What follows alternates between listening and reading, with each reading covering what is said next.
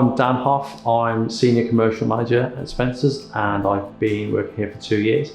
I'm currently working on the Tyseley Depot Enhancement Project and I'm responsible for the commercial performance of the Spencer scope, and I'm responsible for client liaison, looking after their budget and programme.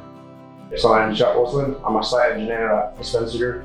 A typical day for me is setting up the instruments for line level for the lads, assisting with QA, speaking to the designers, speaking to the clients, raising any TQs that are required, and overall progressing the job. My name is Josh and my role is an operative for Spencer's on Tyseley Depot. A typical day for me will be whatever I've been briefed, so that could be either any groundwork or any machine driving, anything like that really. The job is broken into 3 parts: works packages 3, 4 and 5. Works package 3 consists of relaying new track, what we call P-way, outside the depot, and also extending an existing underframe cleaning shed. Works package 4 is an internal services package, and that involves installation of shore supplies, local exhaust extraction systems, oil recovery systems, and the installation of Harman or gantries.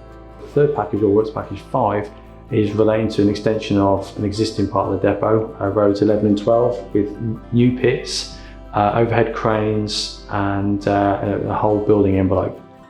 There's definitely been a fair few challenges on the site, as there is with any project, and more so specifically the unknowns in the ground. So there's been lots of unknown buried services.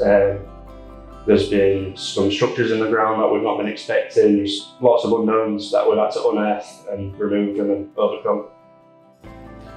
As with all projects, they all have their challenges to overcome, but one that's been particularly prominent on here has been working around the live depot to make sure that our client is not interrupted by our works.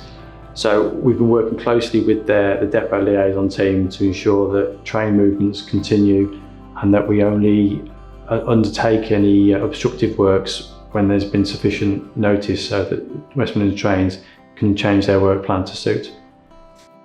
So my favourite part of the project so far is the works that we did at the beginning, so phase 1 of this project on the UFC, getting to construct that, my first proper construction job, getting to see how everything's been built. So far, I'd say the best part of the project has been the team itself.